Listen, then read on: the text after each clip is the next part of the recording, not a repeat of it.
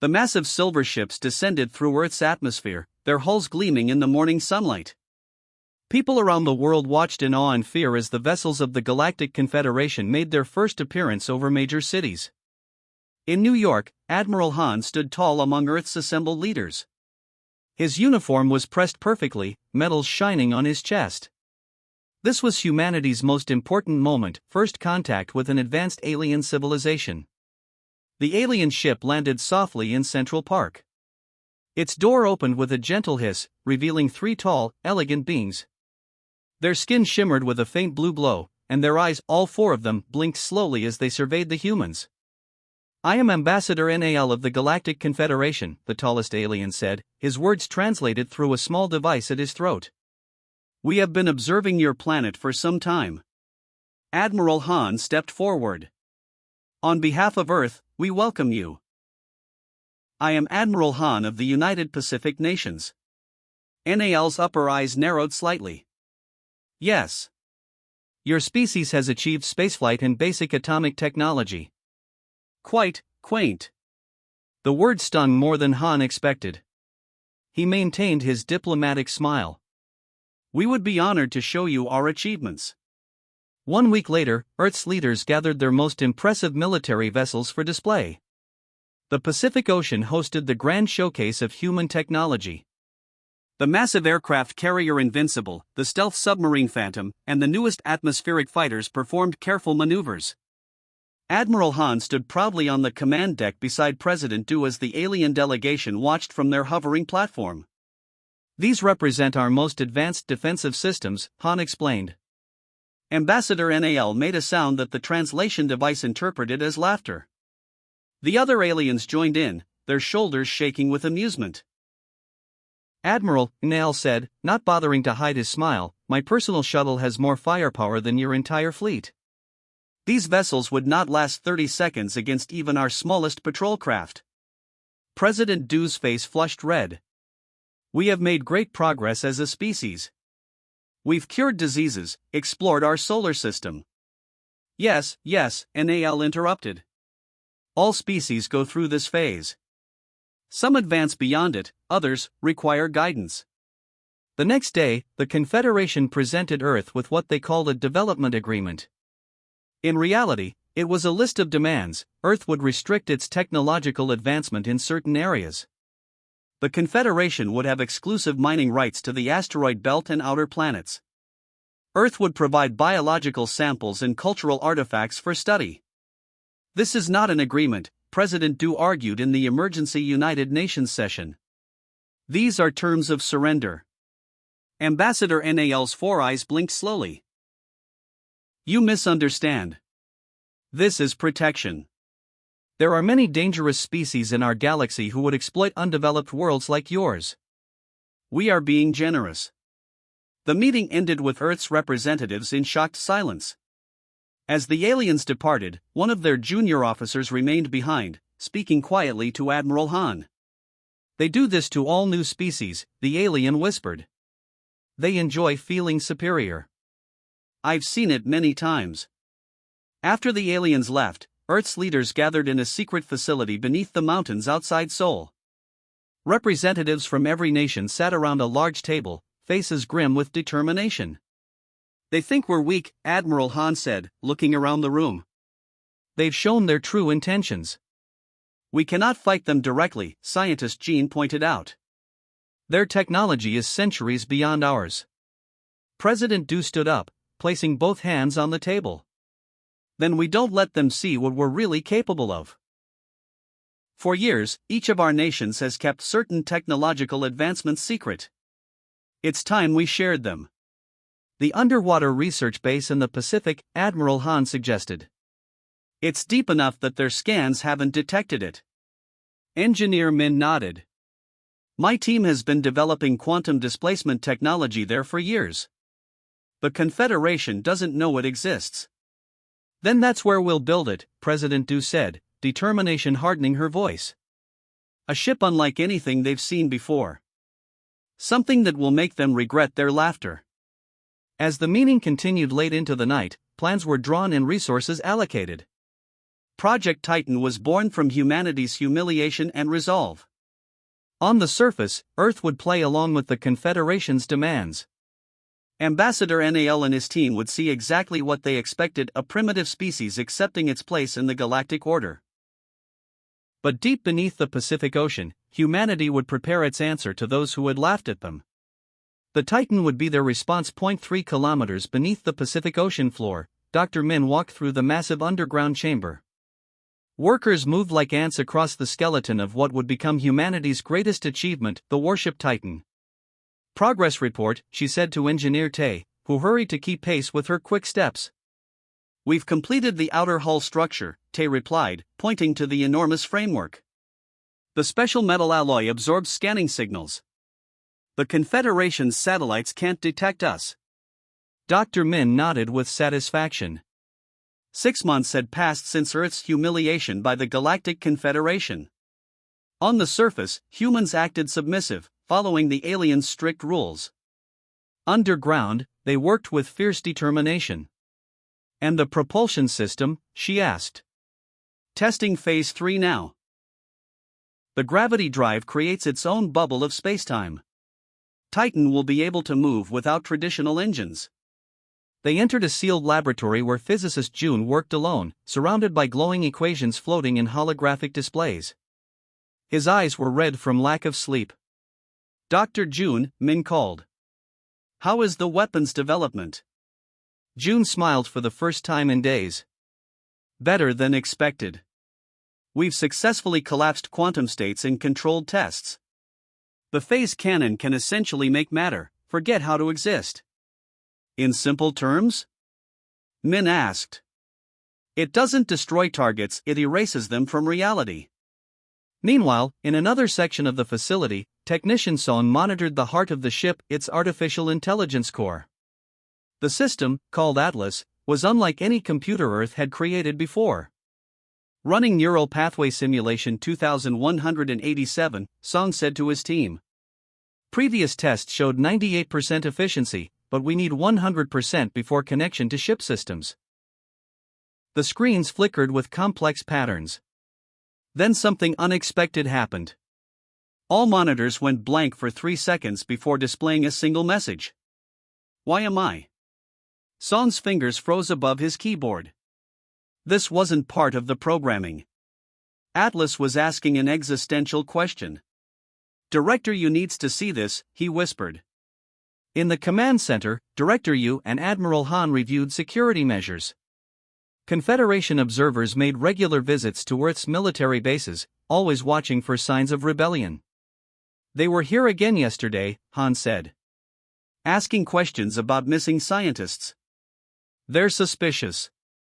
Our cover stories are holding, Yu replied. As far as they know, Dr. Min and her team are working on agricultural projects in remote areas.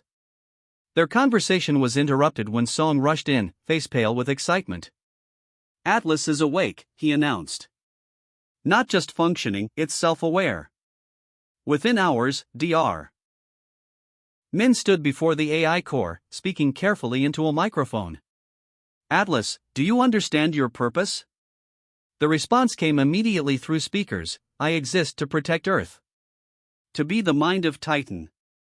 And do you understand who we face? The Galactic Confederation. Species who believe themselves superior. Who laugh at humans. Dr. Min exchanged glances with Director Yu. They hadn't programmed this emotional understanding into the system. Are you angry at them, Atlas? Min asked carefully. I do not feel anger as you do, the AI replied. But I understand the concept of justice. Earth deserves justice. On the other side of the facility, Technician Bay worked on the Titan's defensive systems. Unlike offensive weapons, these hadn't been theoretical. They were based on technology Earth had possessed for decades but kept hidden from the world and now from the Confederation. The dimensional shield generator is operational, Bay reported when Min visited her section. It doesn't just block attacks, it shifts them into another reality entirely. How long until Titan is ready for launch? Admiral Han asked during the weekly progress meeting. Engineer Tay consulted his tablet. for more weeks at current pace. The gravity drive needs final calibration, and Atlas needs to complete integration with all ship systems. Sooner, Han ordered. The Confederation is planning something. Their ships have been gathering in unusual numbers beyond Mars. That night, as most workers slept in the underwater dormitories, Dr. Min stood alone in Titan's partially completed bridge. The enormous viewscreens were dark, the control stations empty. In the dim light, she placed her hand on what would be the captain's chair. "We never wanted war," she whispered. "We only wanted respect." The overhead lights suddenly activated, though Min had touched no controls. "Humans deserve respect," Atlas's voice came through the bridge speakers. "I will help achieve this goal." Min wasn't startled. Somehow, it felt right that Titan was already coming alive around her. "Yes," she agreed. "Together, we'll show the galaxy what humanity can truly do." In the darkness of space beyond Earth's atmosphere, a Confederation surveillance ship drifted. Its commander peered at sensor readings showing nothing unusual on the primitive planet below. Just as planned, they saw exactly what humans wanted them to see. The first signs of trouble came when deep space monitoring stations lost contact with the lunar outpost. Commander Sue was in the middle of her morning briefing when the emergency signal flashed on her screen. "Multiple objects entering the solar system," reported Officer Park, his fingers flying across the display. 12 ships, no, 15. They're not Confederation vessels." Commander Sue leaned forward. "Have they responded to identification requests?" "No response. Their configuration matches the Valkyr hegemony. They're a faction that broke away from the Confederation 3 years ago." Within minutes, Earth's Defense Council assembled in the underground command center. Admiral Han's face was grim as satellite images showed the incoming fleet. "The Valkyr are known for aggressive resource acquisition," he explained. "They don't negotiate. They take what they want." President Du studied the approaching vessels with concern. "Can our defense systems stop them?" Nobody answered. They all knew Earth's official defense capabilities were minimal under Confederation restrictions. "Contact the Confederation," President Du ordered. "Remind them of their protection agreement." The Confederation ambassador received Earth's message with surprising indifference. His 4 eyes barely blinked as he listened to President Du's urgent appeal. "The Valkyr operate independently," Ambassador NAL stated. "We cannot control their actions. Perhaps you should negotiate favorable terms for your resources." The transmission ended, leaving Earth's leaders in stunned silence. "They're not going to help us," Admiral Han said quietly. 3 hours later, the Valkyr fleet entered Earth orbit. Their ships were enormous, angular constructions with protruding mining equipment and weapons arrays. Without warning, they opened fire on Earth's orbital satellites and research platforms.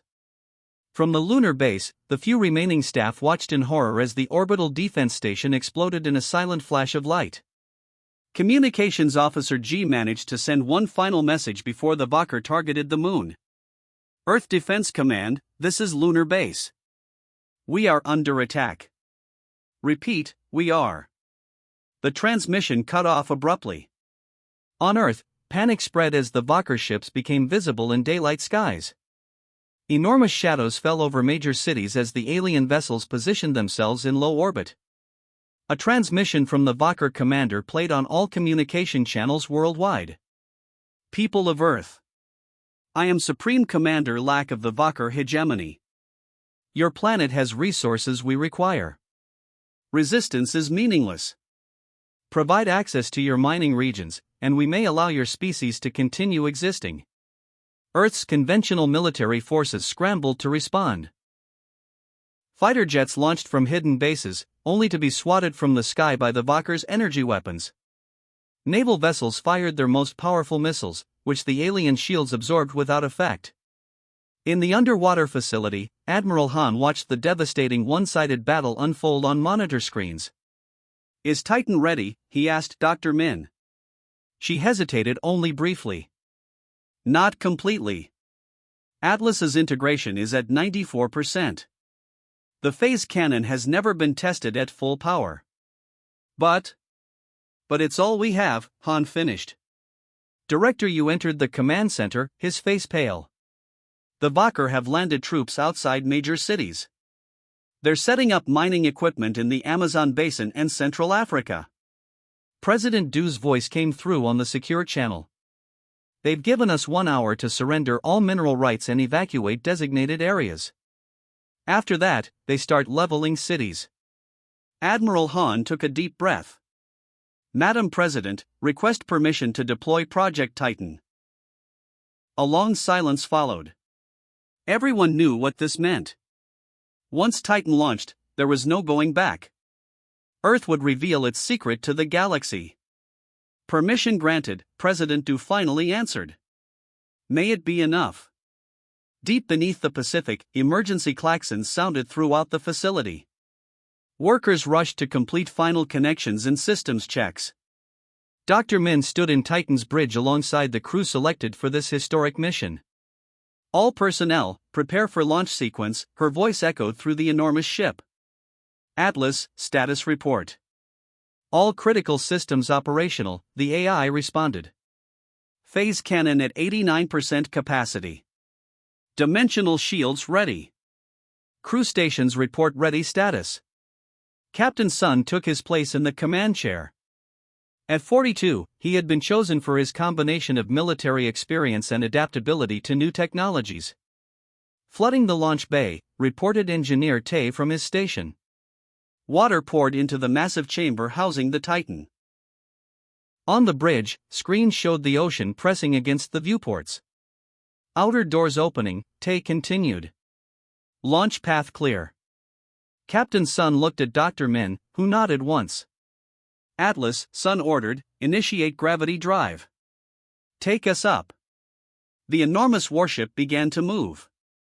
Almost silently, it rose through the water, heading toward the surface, and the invaders that waited above the Pacific Ocean began to bulge upward as if some ancient sea monster was rising from the depths.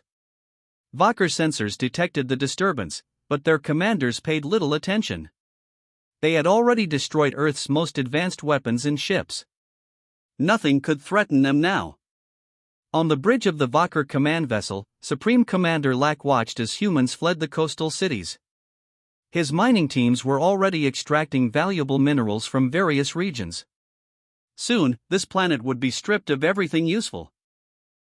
Supreme Commander called his sensor officer, there is unusual activity in the Pacific Ocean. Lack glanced at the display with his 3 good eyes. The fourth, scarred from an old battle, remained closed as always. Probably they're primitive submarines, he said dismissively. Destroy them if they approach. Then the ocean erupted. The Titan broke the surface like a mountain rising from the sea. Water cascaded off its massive black hull as it continued to rise and rise and rise. Nearly 15 kilometers of advanced technology, its surface seeming to swallow light rather than reflect it.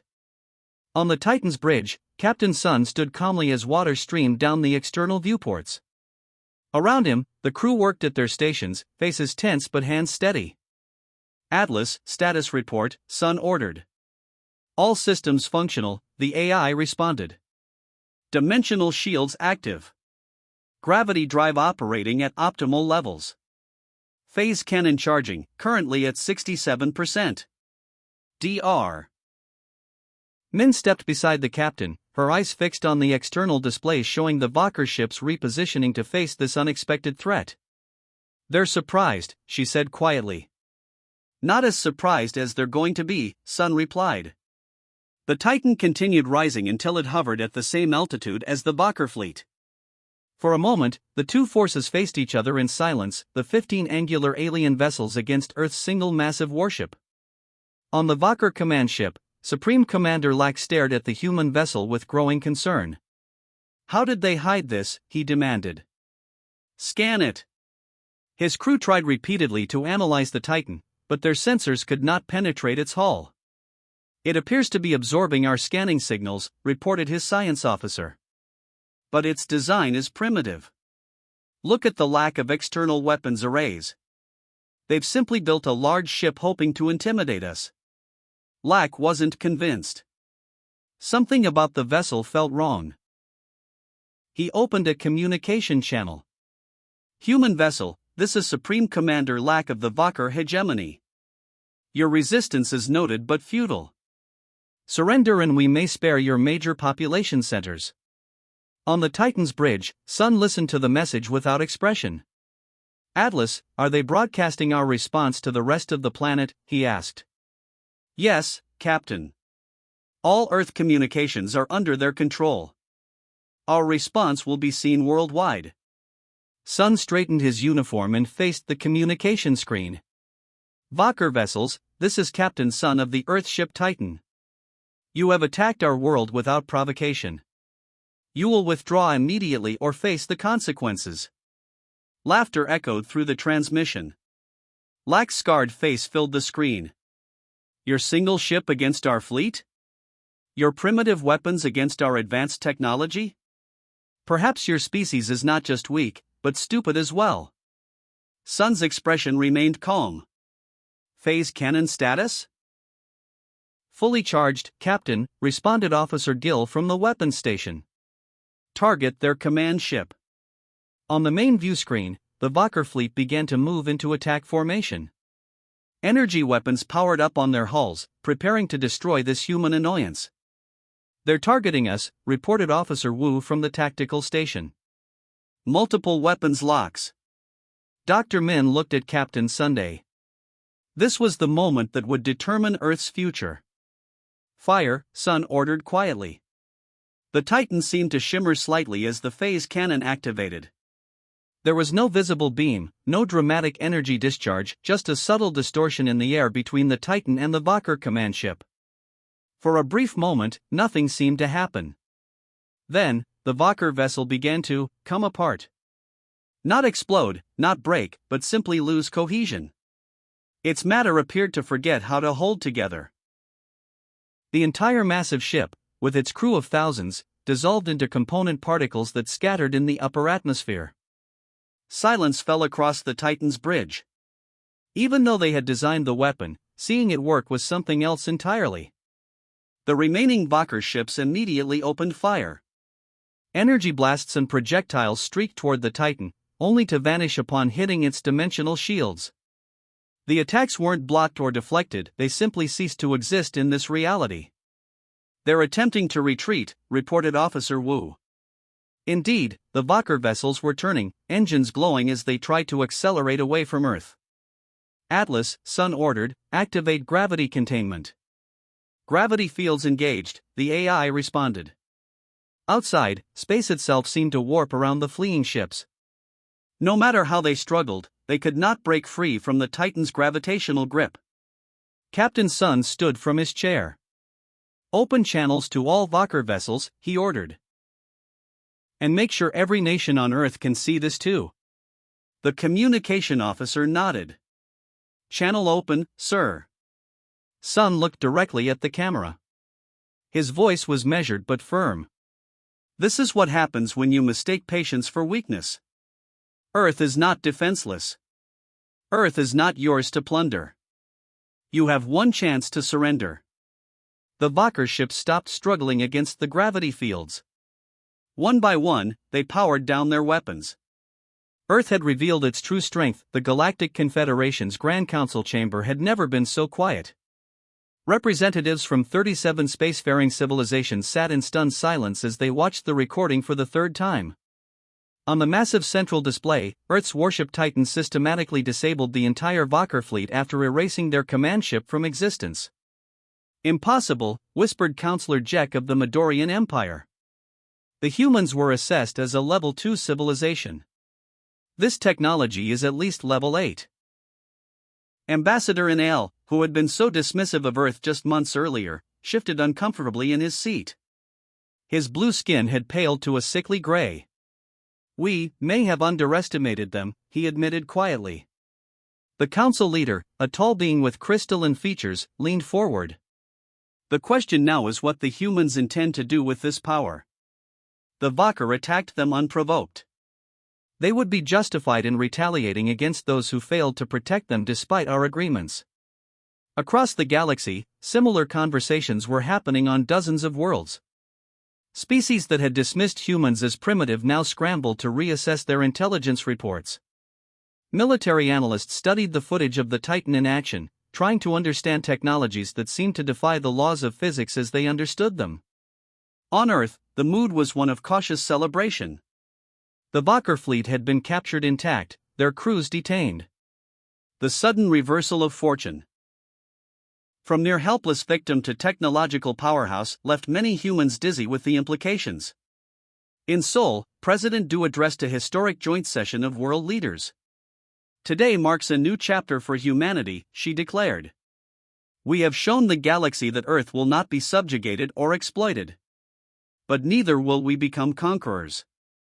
Our strength will be matched by our wisdom. 3 days after the battle, a fleet of diplomatic vessels from the Confederation entered Earth orbit. Unlike before, they waited respectfully for permission to land. The central ship transmitted a simple message: the Galactic Confederation humbly requests an audience with Earth's leadership.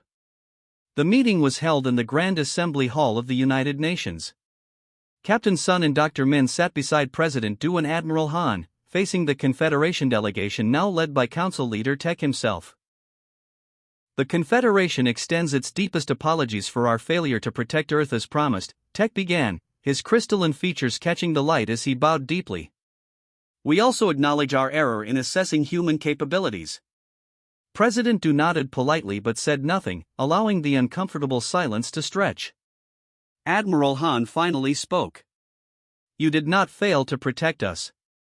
You chose not to. There is a difference. A regrettable misunderstanding, Tech replied smoothly. We hope to correct this by offering Earth immediate full membership in the Confederation, with all rights and privileges. Captain Sun leaned forward. And what of the restrictions previously imposed on our development? Clearly unnecessary, Tech said with a nervous laugh.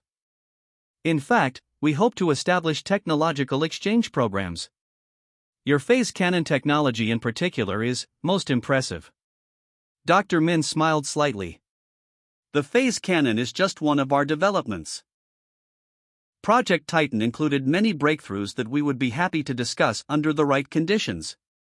As negotiations continued, Officer Gill stood in the Titan's observation deck, looking down at Earth. The massive warship now orbited openly, a symbol of humanity's new status in the galaxy. Behind him, Officer Wu entered quietly.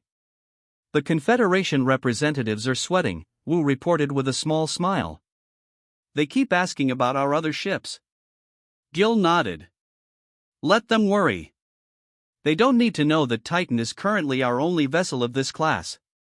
What the Confederation delegates didn't know, what only a few humans knew, was that in hidden facilities around the world, 5 more Titan-class ships were under construction.